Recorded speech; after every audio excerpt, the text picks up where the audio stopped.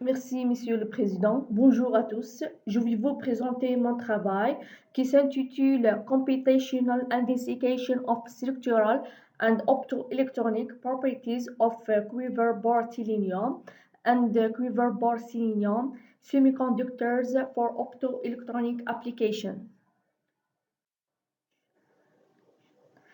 On commence par le plan de l'exposé qui comporte les étapes suivantes, l'introduction, puis les résultats et discussions, et enfin on termine par une conclusion. L'introduction, le but de notre travail est l'étude théorique des propriétés structurales, électroniques et optiques de composés calcopyrites, semi-conducteurs, quiver-bore sélénium et quiver-bore sélénium. Cette étude a été effectuée en utilisant la méthodologie FPLabW basée sur la DFT, telle qu'implémentée dans le code Viandoka. Ce matériau se distingue par un grand intérêt technologique pour les applications photovoltaïques et des nouveaux dispositifs optoélectroniques. Maintenant, on passe aux résultats et discussions. Les résultats obtenus pour les paramètres du réseau et le module de compressibilité pour les composés quiver-bore sélénium 2 et quiver-bore sélénium 2 sont rassemblés dans ce tableau et comparés à d'autres travaux expérimentaux et théoriques. On constate que le résultat numérique des paramètres du réseau A et C pour les composés quiver-bore sélénium et quiver-bore sélénium sont en bonne concordance avec les données expérimentales et théoriques disponibles dans la littérature. Et pour le rapport C sur A, nos résultats sont légèrement supérieurs aux résultats disponibles. Par contre, pour le module de compressibilité, nos résultats sont inférieurs aux résultats théoriques.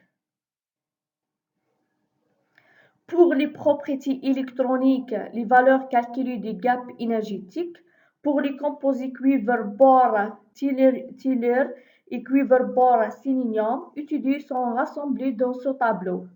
On observe que nos résultats obtenus par l'approximation NBG sont légèrement supérieurs aux résultats expérimentaux et proches des valeurs théoriques.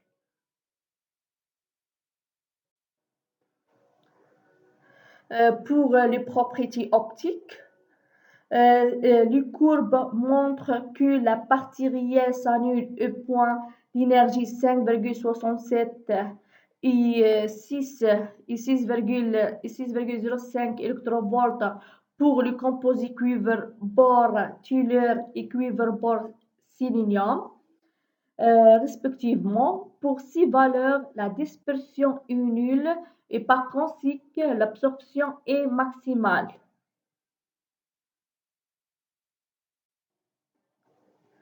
La variation de l'indice de réfraction du composé quiver-bore Tiller et quiver-bore sélénium en fonction de l'énergie est montrée par cette figure. À partir de ces courbes, on voit clairement que l'indice de réfraction passe par des valeurs maximales correspondantes aux énergies 2,68 électrovolts pour quiver-bore Tiller et 3,63 électrovolts pour quiver-bore sélénium. La figure suivante montre la variation de coefficient d'absorption en fonction d'énergie pour le composé quiver-bore Tiller et quiver-bore sélénium.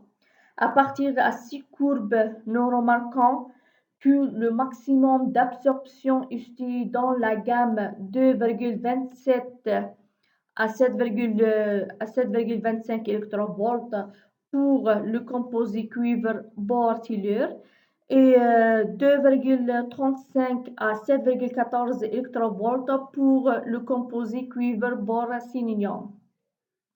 On peut en déduire que ces composés sont prometteurs dans les applications optoélectroniques.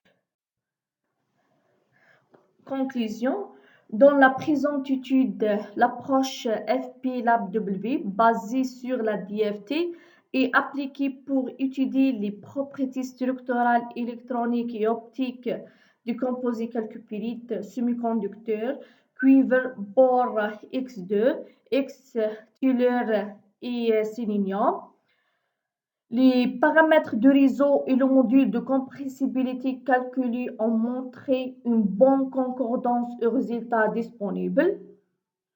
La structure de bande calculée en utilisant l'approximation MBG confirme que la bande interdite est directe, suivant la direction gamma-gamma pour les deux composés, cuivre-bore-tellure et cuivre-bore-sélénium.